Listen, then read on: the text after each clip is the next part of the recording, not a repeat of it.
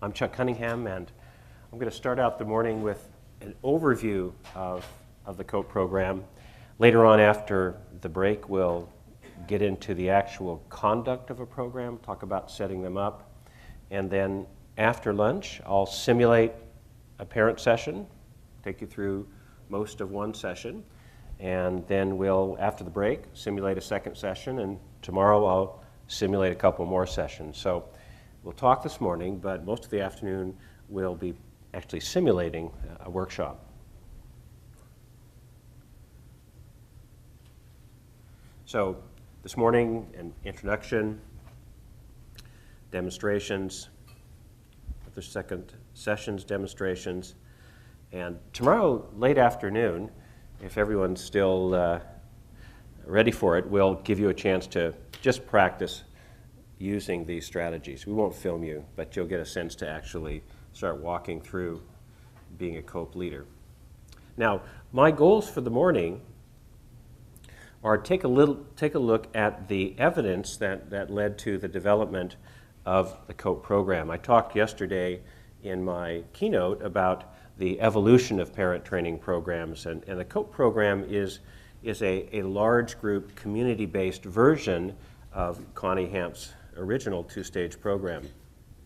I'm going to talk a little bit about evidence from parent preference modeling studies. A lot of our research focuses on designing programs that are consistent with the views and preferences of the parents who actually use those programs. I'll show you some data from utilization studies who actually in the real world uses COPE programs in terms of parents. Talk a little bit about the evidence on large group processes. One of the things that's unique about the COPE program is the conduct of it in a large group. So this would be a typically sized COPE group. 15 to 20 parents would probably be the rule, but certainly we've run with as many as 25 or 30. So large group process is actually a very interesting process, and we'll talk a little bit about that. I'll show you some data from efficacy studies, efficacy being the performance of programs like this under optimal conditions. And I'll actually show you some data from effectiveness studies on how these programs work in the real world. And I'll show you a little bit of data from an economic analysis looking at the cost of running programs like this in different variations.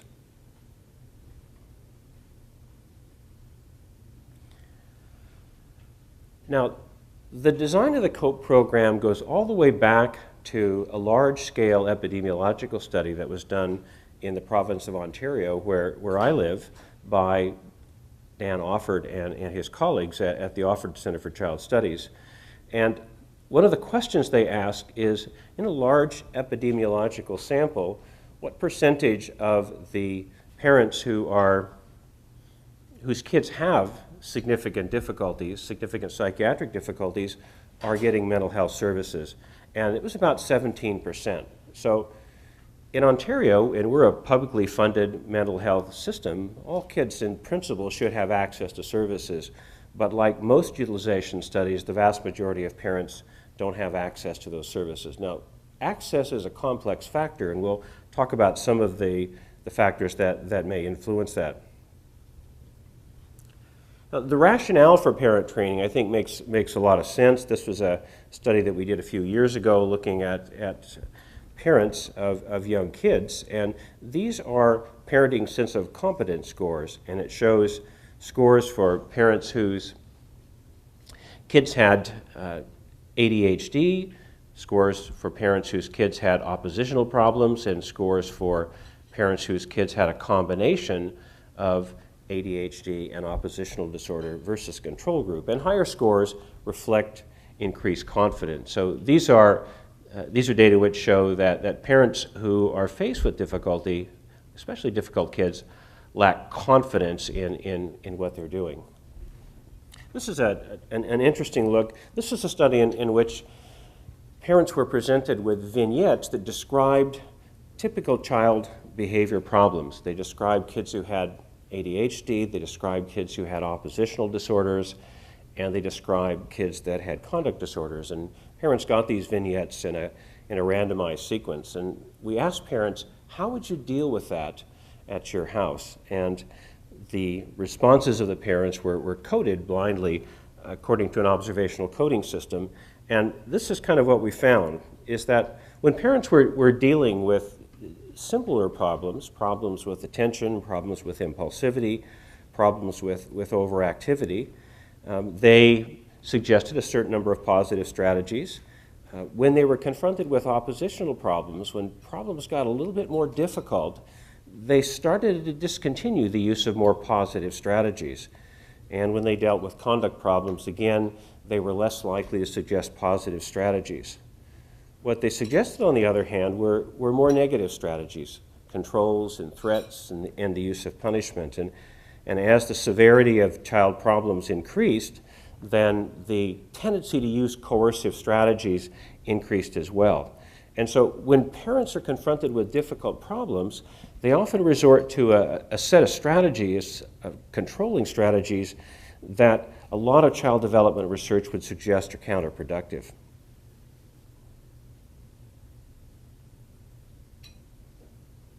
Now, one of the interesting things in this data set is we clustered that into families whose kids were in the control group, or parents of kids who had ADHD or oppositional disorder, or a combination of ADHD and oppositional disorder, and looked at the strategies that they suggested. So when confronted with difficulties, parents of controlled children suggested the very same kinds of strategies as parents of kids with ADHD. So faced with child difficulties, most parents resort to a counterproductive set of strategies. And folks have talked a lot about the coercive cycles that parents and kids inadvertently get themselves into. And of course, child behavior problems also have an impact on larger aspects of families. So just simple things like shopping, source of quarrels between couples, or a source of anxiety for parents. So parents who are dealing with difficult kids find that these spill over into significant difficulties in other areas of family life. Now, one of the questions we asked in a study that we were involved in is what parents thought about the idea of universal parenting programs, offering parenting programs like COPE in their school. And about 87% of parents thought that was a good idea. About 11% of parents thought they probably didn't need something like that, and only about 8% of parents had ever taken a parenting course.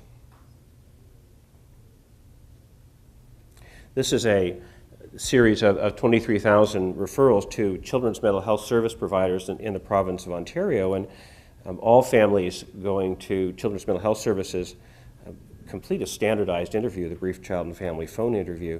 And one of the questions we ask is whether parents would be interested in getting together with other parents to work on skills that might be helpful for their kids. And about 75% of parents express an interest in that. So there's generally a fair amount of favorable response on the part of parents to the notion of a parenting program. When we actually ask parents whether they'd be interested in participating, a very significant group of parents don't participate. And if you ask, what was it that made it difficult for you to participate? By and large, they suggest logistical factors, time of the session, just too busy, shifts, childcare, travel. How many of you guys have kids? Okay, so that shouldn't surprise anybody. This was a utilization study that we did looking at families who were using children's mental health services in a large community. And one of the things I think we know is that the configuration of services is such that many families in this particular study, immigrant families, don't take advantage of children's mental health services. Now, there are a lot of factors. These were all families who, though immigrants, were English language speakers to participate in the study, but nonetheless, a lot of the way in which we've configured the children's mental health services is such that these are families who choose not to take advantage of it. Now, these are data from discrete choice conjoint experiments. These are the methods that market researchers use to design an extraordinary range of products and services: cars, cell phone packages, hotel chains, fast food establishments. Anytime they try to figure out what users would be most interested in, these are methods that they use. And these are called importance scores, and importance scores show how sensitive people are to variations in different design features of a program. So for example, market researchers talk about folks who are cost sensitive, so small increases in price, they'll be out of the market, a small reduction, and they'll be back into the market. So people are price sensitive, or they may be brand sensitive. In this case, this is distance, and distance actually translates into time, and it means that parents are exquisitely sensitive to the amount of travel time that it takes to get to a parent training course. These are called utility values, and these are the value, in a sense, we estimate the value that parents attach to a number of different levels, in this case of travel time. And so this means that if the program is about 10 minutes away from their home, then that's a factor that would increase the likelihood that they would utilize it. If it's 20 minutes away, they're still likely to use it. Once you get out to a 30-minute drive, then it's kind of neutral. And if it's as much as 40 minutes, then that constitutes now a major barrier.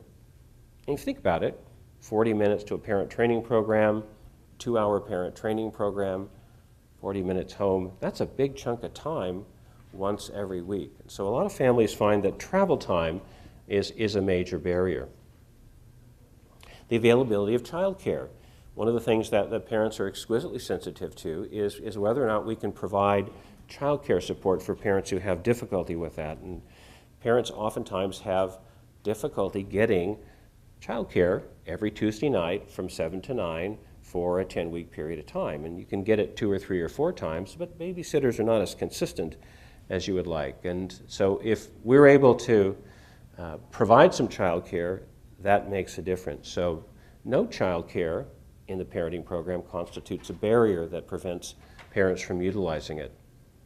If we can provide childcare for 3 to 6-year-olds or 0 to 12-year-olds, then that constitutes a factor that will increase the likelihood that parents will use a parenting program. The time that we schedule our parenting services is another factor that parents are moderately sensitive to.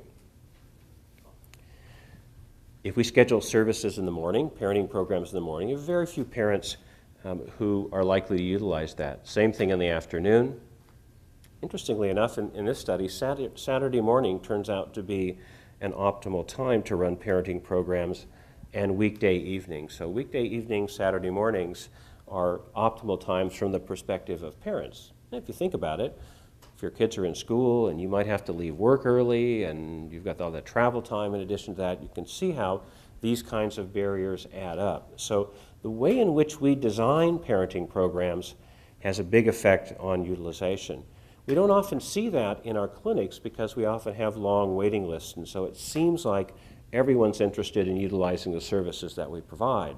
But if we go out and offer those prospectively to an entire population of parents of kids who have difficulties, then you can see the impact of these factors on utilization. Those just some examples of some of the research that led us to think about moving to the kind of large group community-based program that COPE constitutes. Now, the Community Parent Education Program is an example of a program that we think of as both universal. Typically when COPE is offered in most communities, it's advertised to all parents. And we just say if you have kids and you're interested in working on your parenting skills and getting together with other parents, come on out and try the program. But it's also used as a targeted program, usually in the same community. So if I were a therapist and I were working with a family and I thought it might be helpful to build parenting skills, then I'd suggest one of the things you might consider doing is taking a parenting skill program. So COPE courses are typically composed of a combination of parents who are there just because they want to improve their parenting skills and parents who are there because they really need to improve their parenting skills because of the difficulties that they're facing. One of the things that we focus on is a combination of parenting skills, but also parenting cognitions, and the beliefs and attitudes and explanations that parents use are a very important part of the parenting process, and we'll talk about that as we go along. Now, COPE is a program that uses an active problem-solving process, and so this isn't a program where we just lecture parents or demonstrate skills to parents. This is one in which we're going to engage the parents as a group in an active discussion, an active problem-solving process. And in fact, most of the skills that we arrive at, we're going to arrive at via group discussions. And I'll show you how we do that kind of problem-solving process in a large group format. In addition to parenting skills and cognitions, we're going to try to encourage dads to get involved, to share more of the child management responsibilities. And typically in parenting programs, it's kind of like it is here, a few more women than men, and we try as best we can to get dads involved. And as I showed you yesterday, there's some evidence that, in fact, that's going to improve some of the outcomes of parenting programs. And so we try to get dads involved, and we work on a number of systems-level goals. Shared management responsibility would be an example of a systems-level goal, and trying to improve supportive communication would be another. We're also going to take the opportunity, particularly in modeling and demonstrations, to talk about structure and consistent routines. And these are an important part of the curriculum of most parenting programs beyond the skills. And so we'll talk a little bit about how we do that. Now, COPE is a large group program, so a typical program might be 5 groups of about 5 parents each, configured in a way that's not unlike the room that you're in now. So the idea in a COPE program is to try to increase the availability of parent training, to try and create a process that allows more parents to get involved. And we do that via large groups. Typically, most programs would be about 10 weekly 2-hour sessions. We try to offer a range of options, choices for parents about the times that it's available. So we typically offer some daytime programs. There are parents we find in our communities who won't come out at night, but they will during the day. We offer a lot of, probably more than 2/3 of our programs are offered in the evening, and recently some Saturday morning workshops. We try to locate parenting courses because of the influence that travel time and location has on utilization in convenient neighborhood school locations. We like schools because there's typically free parking, they're generally located in a place that parents are comfortable with, and they have the large rooms that you need to run a course like this. Lots of traditional clinics don't have the kind of large group carpeted rooms that you need. So school libraries, for example, are a favorite place for running COPE programs. And they have a nice feel to them. It's a normal place, it sends a message to parents. This is just a community program. We try as best we can to offer childcare, because there are a certain group of parents that if we're not able to offer childcare, they simply won't be able to engage. And oftentimes it's the highest risk parents, the parents we most want to engage in a parenting program, who have the most difficulty with childcare. We typically try to reduce the wait time for parenting programs. When parents are interested in starting a parenting course, you have a readiness, you have a window if you can capitalize on that motivation. And so we run fall courses. They typically start in late September and run till the holiday season. Then we start up right after the holiday, a winter program, then a spring program, and a series of brief summer workshops. So we're running pretty much all year round. Okay, so what actually happens in a large COPE group? We try to start out in the morning or in the afternoon or in the evening with a cup of coffee and something to eat, and a chance for parents just to talk to each other, some social networking time. And one of the real strengths of a large group is that parents have a chance to get to know other parents, often in their community, who have similar concerns or similar goals. And that's a really important part of a large group process. Like most parenting programs, we start out with a homework review. So we would ask parents in their subgroups to each give an example of a situation where they used the strategies that we've been talking about last week, and they thought they did a fairly good job. So we concentrate on homework successes, and each parent will go around and say, well, I try to win-then strategy for homework. And I said, when you get your homework done, then you can get on the internet. And it worked. So we try to give each parent a chance to review homework successes. One of the things that parents tell us is important in the design of parenting programs is the nature of the learning process. So we could actually run a parenting program where we just show parents videos, demonstrations of parenting. And in our studies, parents don't want that kind of a passive program. We could give a lecture like I'm doing now, not a particularly effective way to provide information. Parents not interested in that. Demonstrations, something they'd like to see. They'd like to see us actually demonstrate the strategies that we're talking about. And mostly they want to discuss these issues. So parents like an active program that involves discussion and demonstration. So one of the things we do in the COPE program is to let parents watch videotapes, but we do it with a twist. We show examples of parents making somewhat exaggerated errors on the tape, and we ask parents in the group, what went wrong here, and what do you think is going to be the long-term consequence of that? What's this parent actually saying to their son here? And parents go back to their subgroups, and they talk about what went wrong there. And then we'll go around to each of the subgroups and say, let's start with this subgroup over here. What was one of the things that your group thought had gone wrong on the tape? And say, well, we thought that dad really wasn't paying much attention to his son. His son was trying to get him involved. Dad really wasn't listening. And other people agree with that. And then this group, something else that you saw had gone wrong on the tape. And we'll go around and try to get a sense of what went wrong here. Then we'll send people back to the groups and say, go back to your subgroups and talk about how would you have done this differently? What advice would you have for that parent on the tape? What in your experience as parents would be a better way of handling that situation? So parents will go back and talk about suggestions. And again, we'll go around and say, well, let's start over here with this group. What was one of the suggestions that your group had for this particular parent? And so they might say, well, we think that it was just a little abrupt, and what he should have done is said to his son, look, in 5 minutes, it's going to be time to turn off the television and get ready to do your homework. So give him a little bit of a warning. We'd say, people agree with that, and then go on around again. So we generate parenting strategies by taking a look at video, looking at some mistakes that parents have made, and suggesting alternative strategies. One of the things that's really interesting is COPE runs all over the world is that in virtually every culture where we've seen it run, parents generate almost exactly the same kinds of strategies. So some universal sense of how parents should interact with kids. Yesterday in the keynote, I showed you evidence from meta-analyses that modeling is one of the most important parts of a parent training program.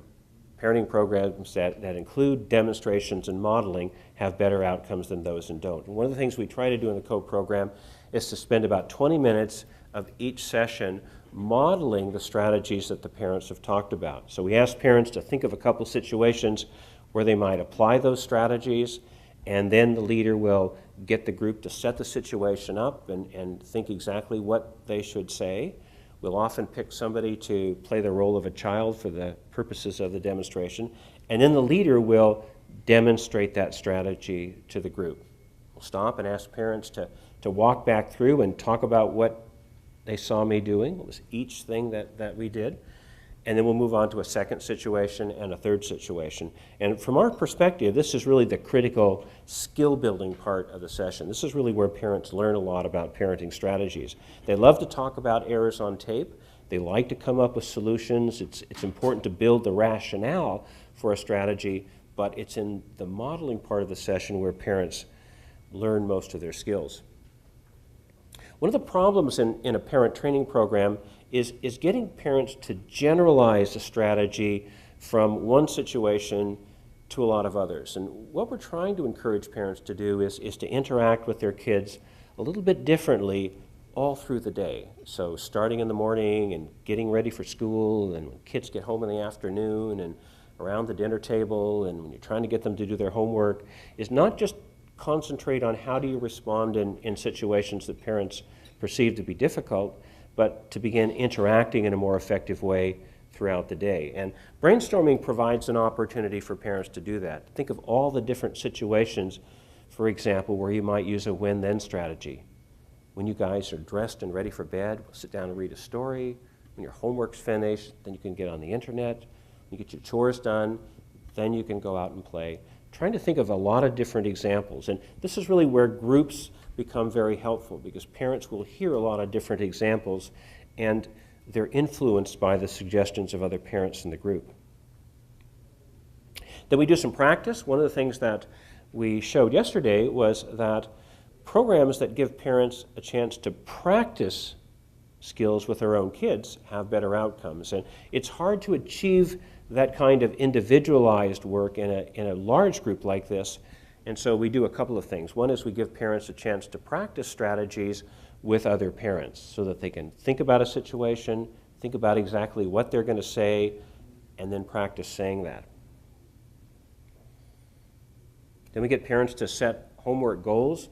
One of the most difficult parts of running a COPE program is getting everything we've just talked about done in 2 hours. But it's absolutely critical that there's time at the end for parents to think about how to take strategies home. And so we encourage parents to set homework goals. And they'll work on a little sheet that they're going to post someplace strategically where it'll be a good reminder for them, usually their refrigerator door, and check off each day that they get a chance to practice that strategy. So encourage parents to set goals, to post a strategic reminder, and to self-monitor. And those are important skills for actually transferring strategies, is setting up homework goals.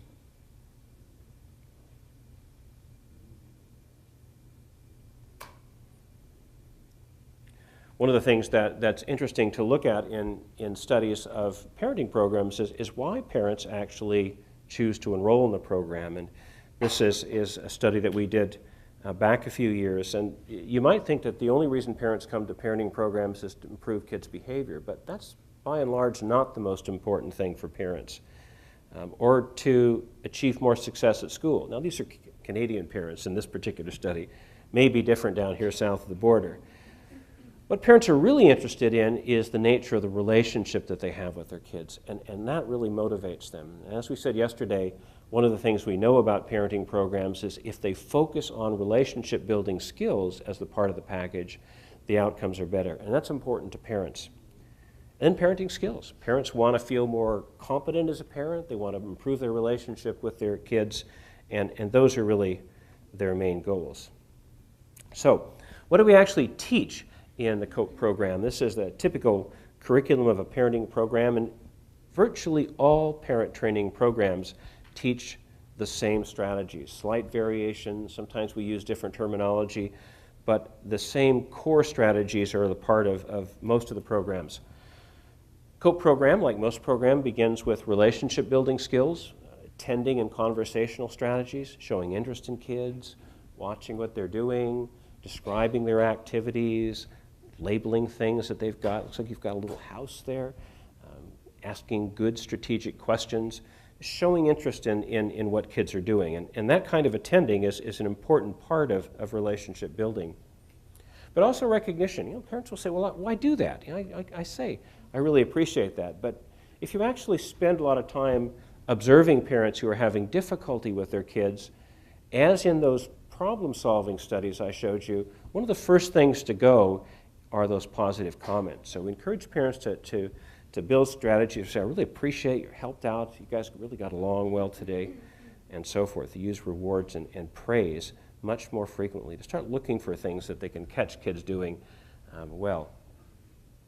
Most parents have more than one kid in the family, of course, and so they'll always say, well, if I show interest in this child, then the other child gets upset. So we work on what we call balanced attending strategies, strategies where you can pay attention to both kids at the same time. So you guys are both getting along well, you've both been really helpful, you're both cooperating, you're both compromising, you're both asleep. These kinds of strategies, if you think about it, what parents are often focusing on are pro-social skills, getting along together, compromising, taking turns, being helpful. And for lots of parents, those are skills that they want to pay particular attention to. They really want to encourage those. So attending is a second strategy that we build. Now, a lot of kids, of course, come home after school on a kind of a fishing expedition. They come into the kitchen, they say, I'm not doing my homework tonight. And parents take the bait. Oh, yes, you are. I'm not. Listen, Buster, as long as you're in my house, you have to do your, and up it escalates. And so one of the things we encourage parents to do is to think about things that they should probably just ignore and to practice doing that. The trick, of course, is that kids are really good oftentimes at pushing parents' buttons. And so we try to get parents to think of strategies that can be helpful for them in trying to ignore that. And those are typically cognitive strategies, things that parents can think to themselves to keep from losing their cool. So a little bit of anger management for parents in this particular session. If you talk to parents and say, when do you have difficulty? Well, you know, getting them up and off to school in the morning is always a battle. And what are some of the other times that are a challenge? Well, homework. You know, he doesn't want to do his homework, and that's always a battle. And what other kinds of things? Well, bedtime. Bedtime is a battle. And parents almost always describe difficulties at transitions. And those transitions are typically ones where kids are moving from things that they're enjoying doing to something that parents want them to do that they particularly don't want to do. And so transitional times are difficult. And so we put a lot of emphasis in the COPE program on effective transitional strategies. One of those is just a transitional warning, the kind of things they do in early child care settings. 5 minutes, spend time to turn off the television and get ready for bed. 15 minutes, it'll be time to get started on your homework. When this television program is over, it'll be time to come to the dinner table. So a bit of a transitional warning. And of course, most kids will argue with that, right? Well, why do I have to do that? That's not fair. Nobody else has to go to bed this early. So it gives parents a chance to practice those ignoring strategies that they worked on in the previous sessions. And one of the things about the design of curriculum in parenting programs is they build on each other. Each one of the strategies that we teach is a component in a more complex set of strategies. It's a prerequisite, if you would, for some of the strategies that come later on. So transitions are a critical one. When you've got your room cleaned up, then you can watch television. When your chores are finished, then you can go out and play with your friends, that kind of thing. We introduce point systems early on in the program, and how many of you have ever used point systems with your own kid? Marbles in a jar, stickers on the wall, that kind of thing.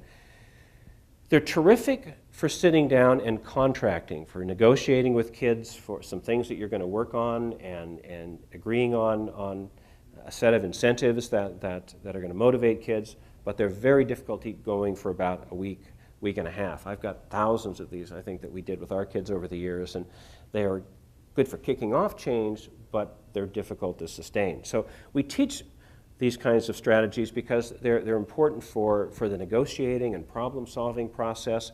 They provide some incentives that can help parents deal with problems, at least to get the change process started. For kids who may be using daily report cards, for example, Bill Pelham talked about the utility of daily report cards in the management of ADHD. These kinds of home-based point systems allow parents to do that much more effectively. So we introduce incentive systems as a way of motivating change.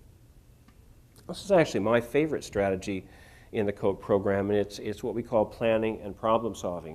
And if you talk to parents about difficult kids, they often say, well, you know, I think he wakes up early in the morning to think of all the things he can do to make his parents and teachers miserable. And that's probably not true. Most kids kind of react without stopping to think in an impulsive way, particularly the kids with ADHD who have a particular time with planning and self-regulation.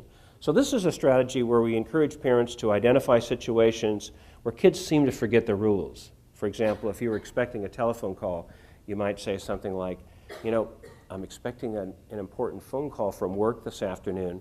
When I'm on the phone, what could you do to help out? Well, I could keep the noise down, play quietly in the other room. That'd be great. I'd appreciate that. Now, of course, for most kids, that plan is in one ear and out the other in about 15 seconds. And so what we encourage parents to do is when that telephone rings, is to stop and say, hey, what was that plan? Oh, yeah, I was going to try to keep the noise down. That's great. I appreciate that.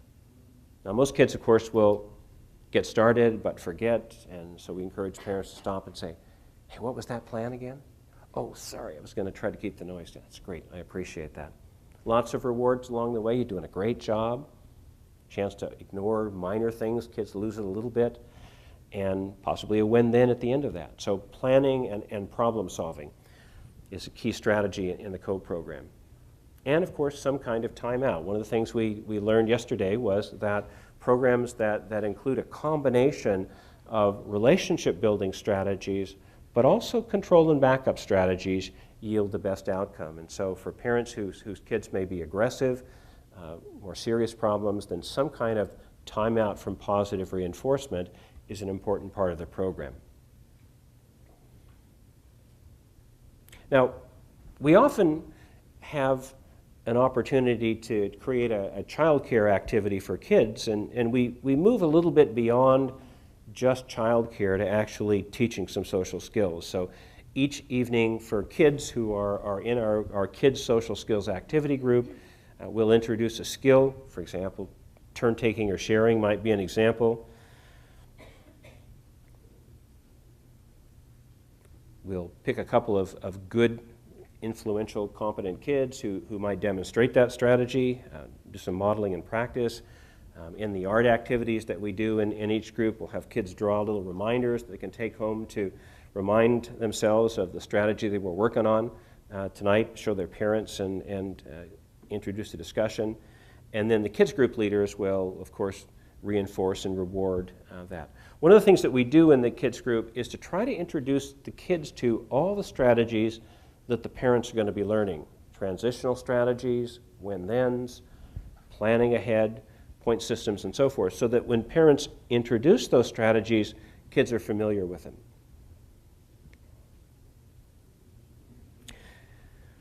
One of the things that we run in our program is a slight variation on the COPE program that we call COPE Plus.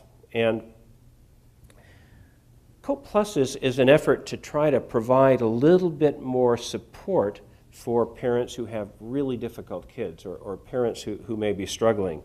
So the COPE group leader will give parents who are involved in that, maybe 4 or 5 parents in the group, a weekly coaching call and review their homework, talk about opportunities to practice strategies, do some problem solving, and provide them with some support. And we involve parents in a series of small group workshop sessions. And the purpose of those is to give parents a chance to practice those strategies with their own kids and get feedback from the leader. So they'll practice the strategy with the leader. So I'll demonstrate a strategy, when-then, transitional warnings, for example.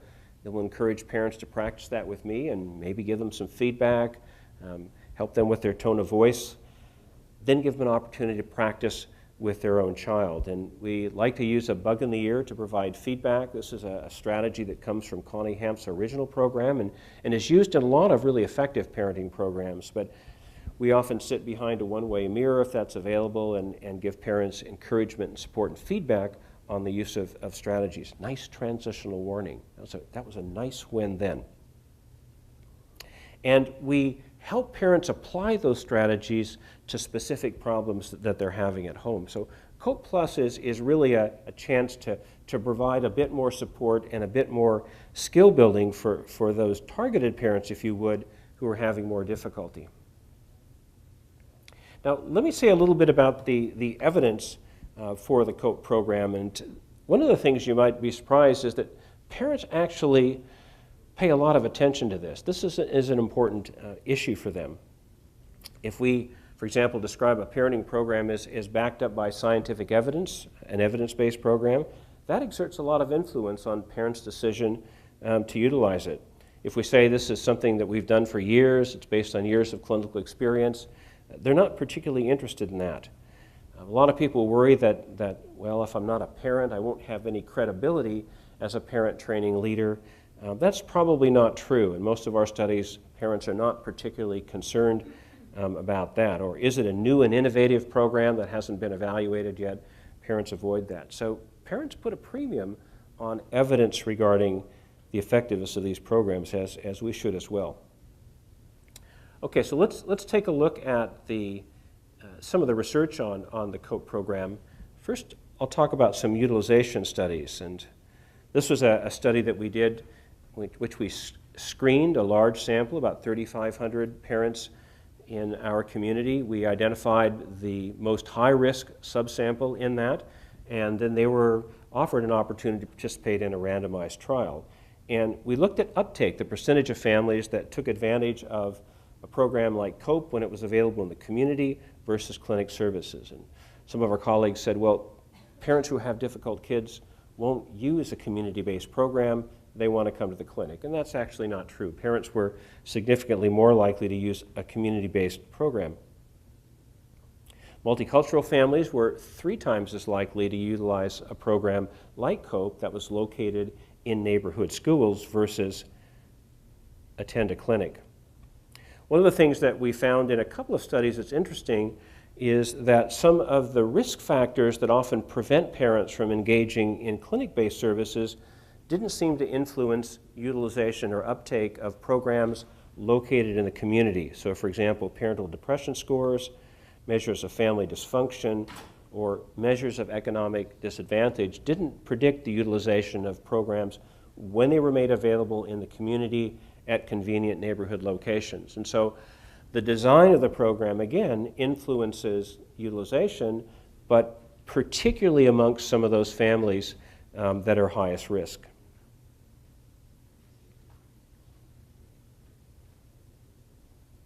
This is just a set of data looking at who actually enrolls in COPE programs, and what it means is that the families enrolling are on average more difficult than about 85 to 90% of the general population. But we do have a fair number of families who enroll whose kids are not that difficult. They tend to have high externalizing scores, high scores on oppositional problems, conduct problems, and ADHD. And they tend to have low mood and anxiety programs. So if you offer a program like COPE in the community on a universal basis, the families who take advantage of it are families who typically are dealing with externalizing types of problems.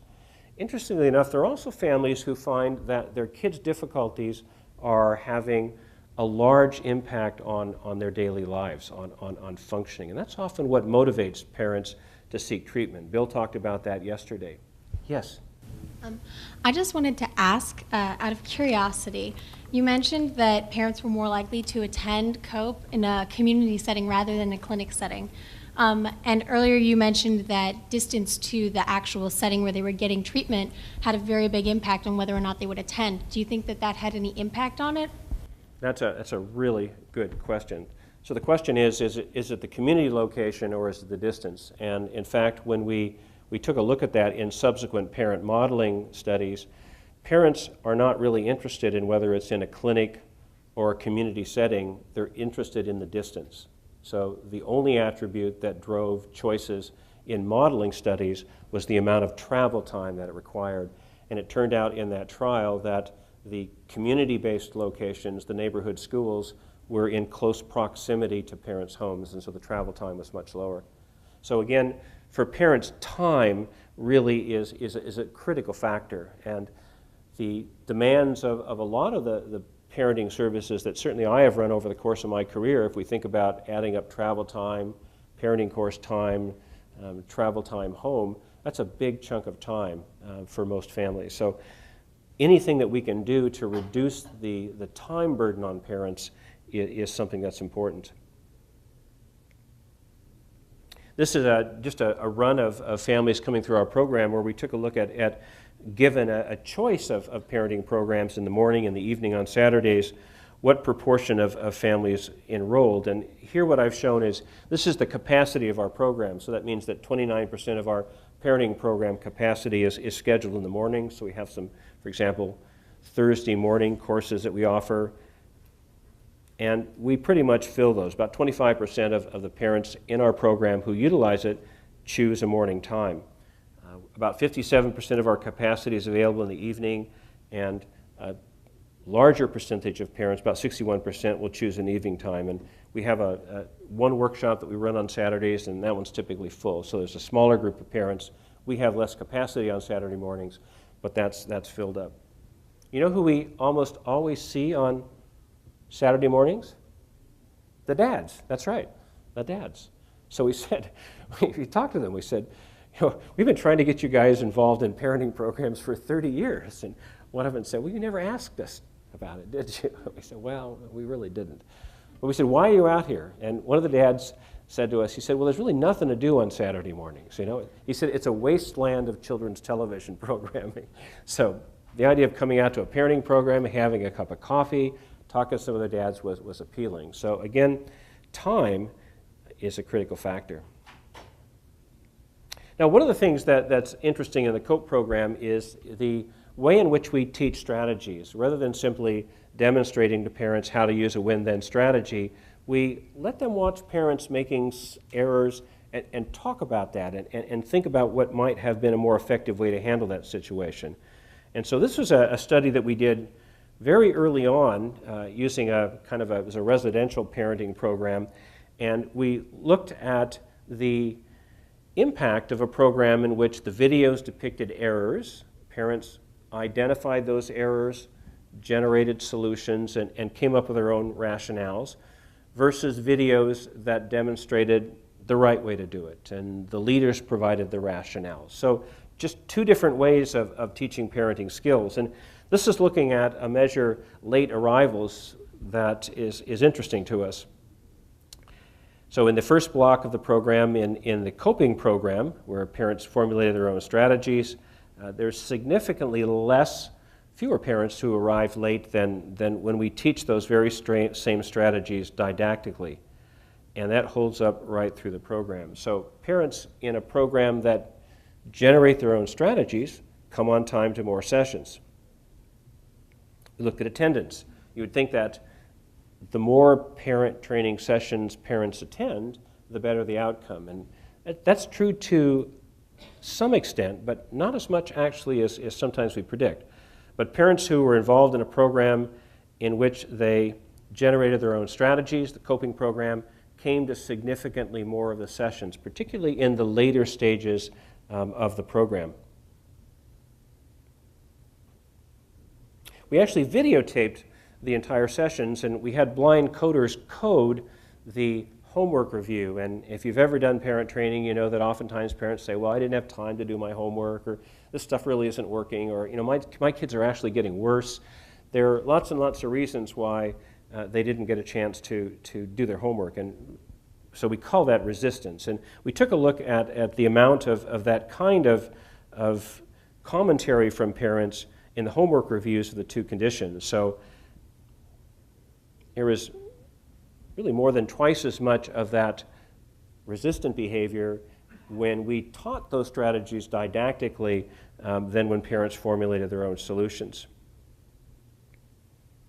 And this is adherence. Do they actually take those strategies home and use them in homework projects and mastery modeling versus coping modeling? So parents generate their own strategies. They were more likely to take those strategies home and actually use them. So there are some process advantages in getting parents actively involved in the development of the strategies that you're going to work on in a parenting program. And Jerry Patterson has sometimes said that one of the most difficult things to do in parent training is overcome the hesitancy that people have to change. When parents come to a parenting program, their goal is to change their skills, but that's difficult to do, especially around things which are so personally important as parenting skills.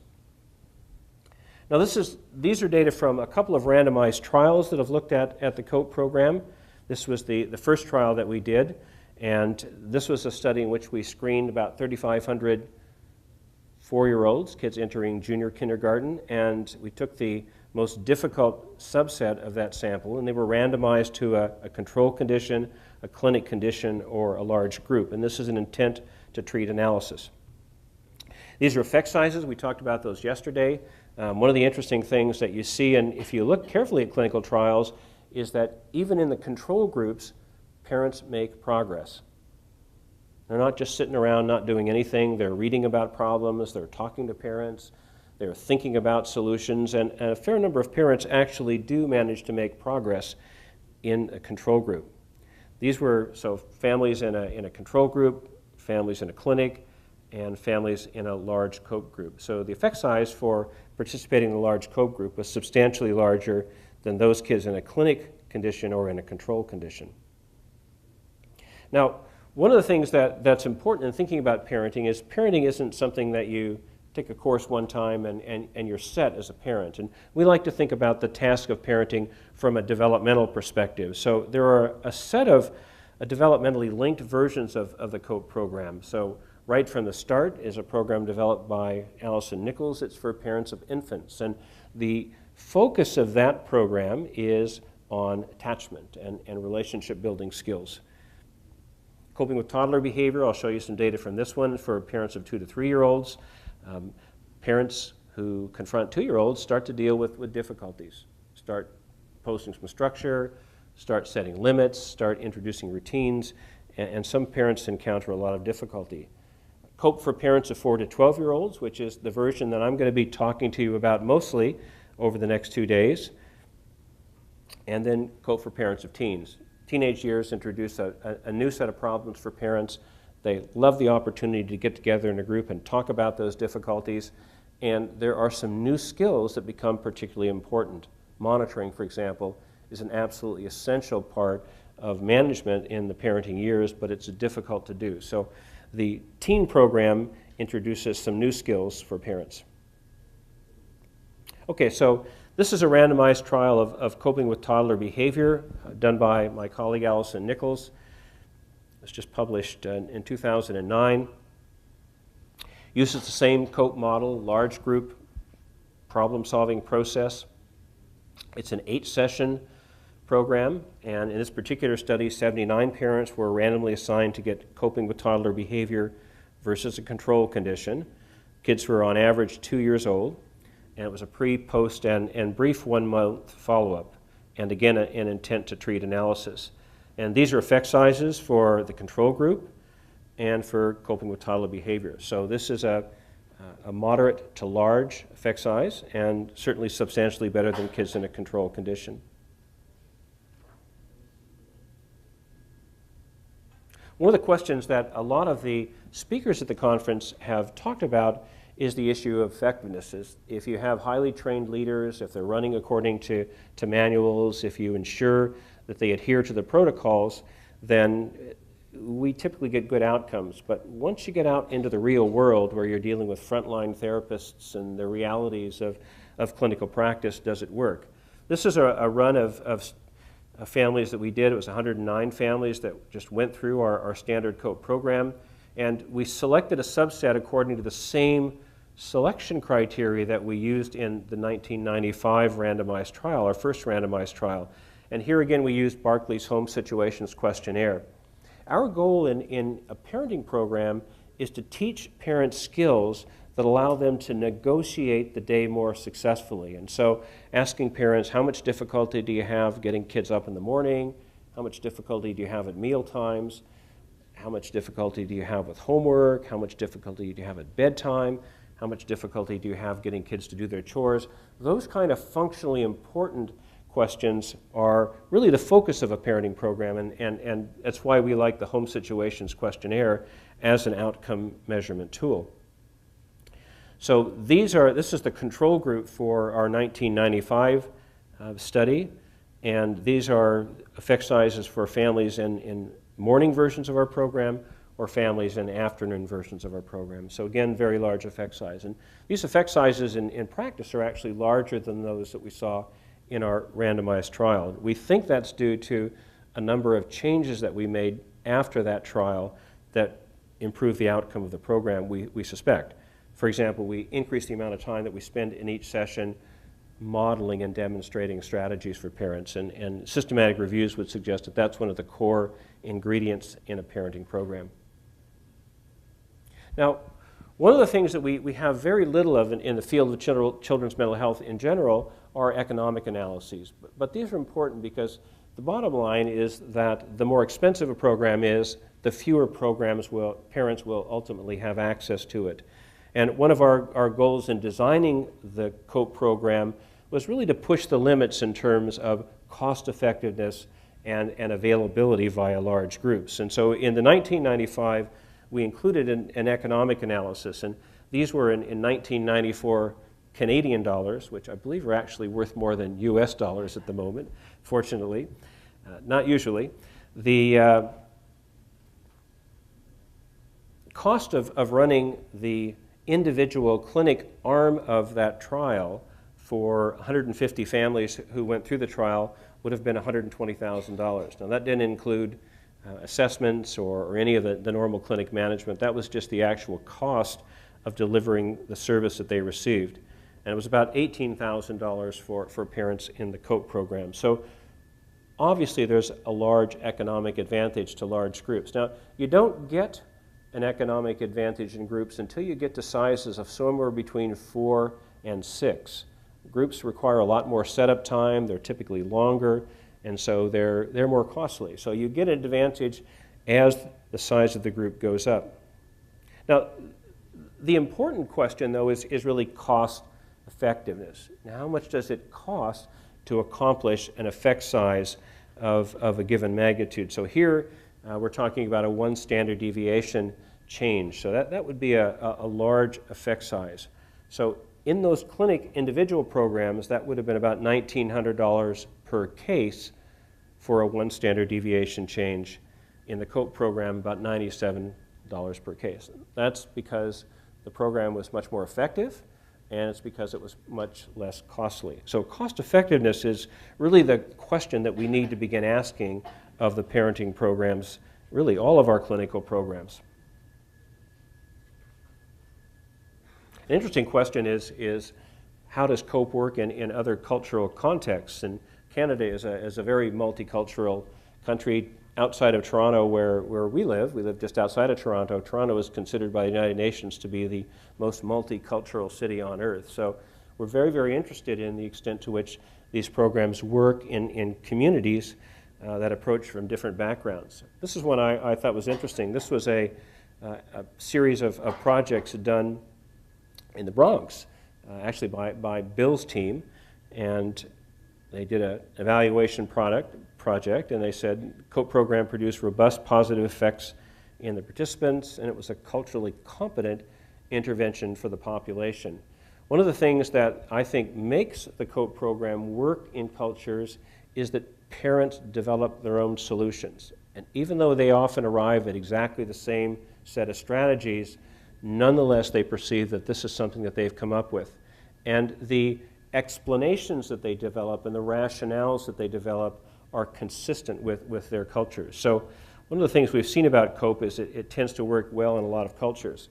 This is a study from Sweden, from Stockholm, where COPE runs. There are a large number of COPE programs running in Sweden. And this is looking at improvements in conduct problems for families in 3 conditions. A control condition, a group of high symptom kids enrolled in the community, and then kids in a clinical setting. And this is not a randomized trial, this is a cohort study. So the control group, effect size of about 0.15, the high symptom group, an effect size of 1.1, a very large effect size, and the clinical group, double the control group, but not as high as the high symptom group. Now that clinical group was largely composed of parents of kids who had ADHD, most of whom were already on medication. Okay, just let me summarize before we take a break and talk about some of the service delivery advantages of large group programs. I think it's clear that large group programs can increase availability of parenting services. If we run services continuously, fall, winter, spring, and summer, we can reduce the wait time. We can take advantage of that readiness when parents first consider taking a parenting program.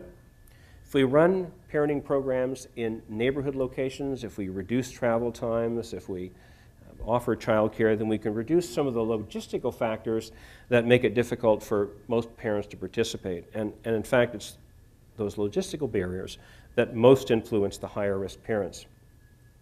And we can reduce some of the costs incurred by parents, transportation, travel costs, parking, and so forth. And clearly, we've shown that large group programs can reduce service costs, and service costs translates into increased availability.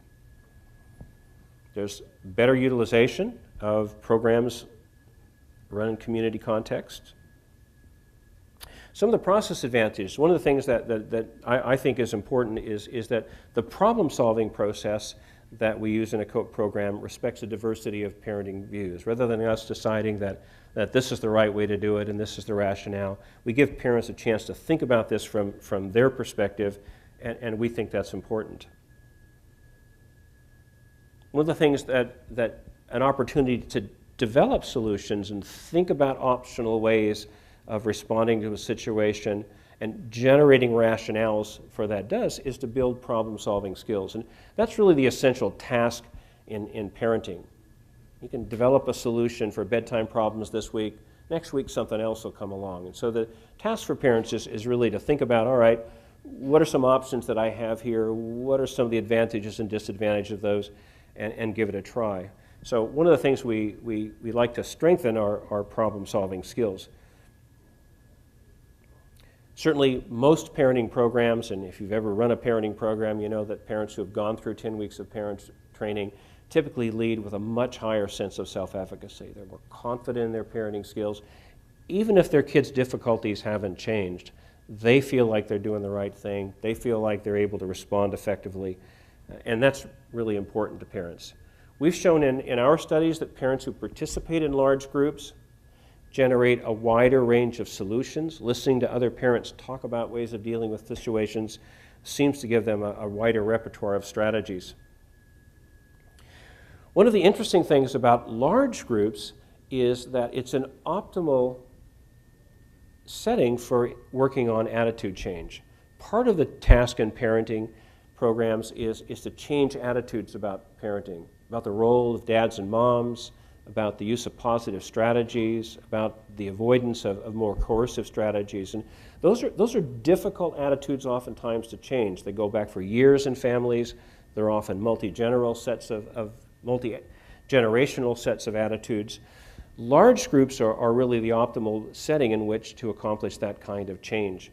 Way back in the 50s, Janice and King and Janice did a series of studies looking at the context in which attitudes change. And people come up with strategies, they generate their own rationales in a group situation is really the optimal way in which to do that.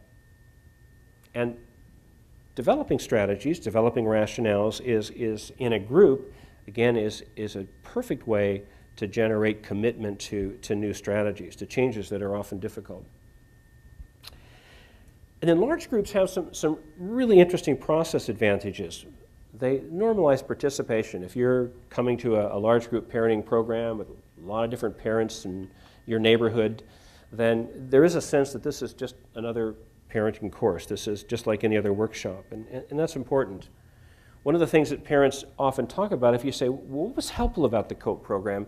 They'll say, it was that first night where we all went around and talked about some of our goals, just found out that I'm not alone in this, that there are other people having the same kinds of difficulties that I do. And that sense of shared concern is a powerful one. We know from a lot of health research. And even if you don't make a lot of change yourself, that sense that you're in it together, that other people are experiencing similar difficulties is important and powerful. One of the things that groups provide for parents is an opportunity for sort of altruistic acts. And parents can be helpful to each other. They can say, you're doing a good job, handle that well. I'm really proud of you. Those kinds of things are powerful opportunities. They're powerful experiences for parents on the receiving end of those, but they're also powerful change opportunities for parents themselves. And large group provide some interesting opportunities for that. And of course, it's an opportunity for parents to meet other parents, to begin constructing a network of supports. And we know that social support is a critical factor in successful parenting. And one of the things we find is that if you have a large group of parents and they come from the same community, they know a lot about that community, about things that are helpful, about drop-in programs after school and toy lending libraries and resources that other parents in the group may not be aware of. So there are networks and resources available in large groups that are often helpful for parents. Okay, so I'm going to stop, and where are we for time? Perfect. So we can entertain questions if you would like. Yes. How are the How the program's paid for? Most COPE programs are funded by government. So they're in Canada, they're part of our socialized health service system. In Sweden, they're part of the socialized health service system. I know there are service providers in the U.S. who run the COPE program on a fee-for-service basis. So there are advantages in terms of cost if you're providing it as a public service. There are also advantages in terms of cost if you're providing it on a fee-for-service basis. So it varies. I was wondering if you have any information on how COPE is used in more severe or intensive treatment settings, like partial hospitalization, inpatient residential treatment? We know of residential programs that have run a large group for the parents whose kids are in those programs. And a COPE program is not going to provide the intensity of service that those parents need to deal with kids, but it does provide an important opportunity for support and networking, and the skills that parents learn in a COPE program are often critical to the successful management of more difficult kids. So it is most certainly not designed to be a program with the strength or intensity to deal with those programs. MST, the more intensive kinds of programs are really optimal for that. But as part of a more comprehensive package, I think any parenting program, any of the evidence-based parenting programs would be helpful. I was also wondering if you'd thought about or if you've modified the program to work with parents whose children have high-functioning autism. So they're having some of the similar sort of disruptive behaviors and whatnot, but they have a neurodevelopmental disorder that's fairly clearly diagnosed. That's a really good question. The original work that Cunningham did at the University of Oregon was with young kids, many who had developmental difficulties. And the original program that Connie developed was part of the UAF, the University-affiliated center at the University of Oregon. And most of the kids that we started working with were kids with developmental problems, kids with language delays, kids with what we now think of as autism spectrum disorders. These programs, these strategies are not powerful enough by themselves to deal with the difficulties those kids have, but they are an important prerequisite. The attending strategies, the rewards, the transitional strategies, ignoring, those are critical parts of the management of difficulties in all kids. They're also really helpful in dealing with other kids in the family. If I'm a family and we have a son who has autism, then the management of other kids in the family is important. That context has a huge impact on everyone. And so parenting strategies can be an important part. And so a program like this, while certainly not sufficient for the management of those kids, could be an important part of a package of services that provide support and networking and an opportunity to build skills. Let me just say that one of the things that we have found over the years is that even though the strategies that parents will generate for kids from different diagnostic groups are almost exactly the same, they value the sense of being in a group of parents who have similar difficulties. So we have for many, many years run COPE programs for parents of kids with ADHD. And even though the strategies that they generate and the process in the group is exactly the same as it is in our normal community-based programs, the parents love that opportunity to be with other parents whose kids have similar difficulties. And the networking and exchange of resources is much, much more specialized. And we can provide readings. We always provide readings as a part of a program like this that are more specific to that particular group of kids. Yes? Sorry. Oh, I'm sorry. I just wondered, you had a series of slides about the different influencing factors or factors that might prevent or encourage parents to participate, I think from your 2004 study. Would you say that if a new group or new entity was going to roll out a program like this, that they should do their own local sort of needs and interest survey? I mean, you mentioned at one point this was the interest of the group in Canada, but might there be differences in localities on some of those factors, like morning or afternoon, or what components parents are most influenced by? I think that would be really important. I think that's something that as mental health service providers, we could learn a lot from market researchers, is to talk to the potential users. And we do quantitative choice surveys, which are difficult to do, but we almost always precede those with focus groups, where we talk to people about the service that we're providing and ask them for suggestions. We just finished a series of studies looking at what parents would find to be helpful while they're waiting for children's mental health services. It's just really, really valuable to talk to potential service users. They've got a lot of suggestions. They really appreciate the opportunity to be listened to. So if I was going to start a program, I would get together service providers and parents and talk to them. We're thinking about developing a program and locating it in our community. What are your thoughts about that? What advice would you have? Here's something that we're thinking about. What's your response to that? So I think those kinds of forums are very, very helpful. And I think you would definitely get stronger support at the community level, and you'd probably anticipate some problems that you wouldn't find out until you'd roll the program out. I think that's a terrific suggestion. Sorry. Can you say a little bit more about COPE Plus and how you structure the groups, whether it's individual group, how long the sessions go on? COPE Plus is really a return to components that were in Cunningham's original program. And that opportunity for practice with kids is a key component of probably some of the most successful parenting programs that are currently available.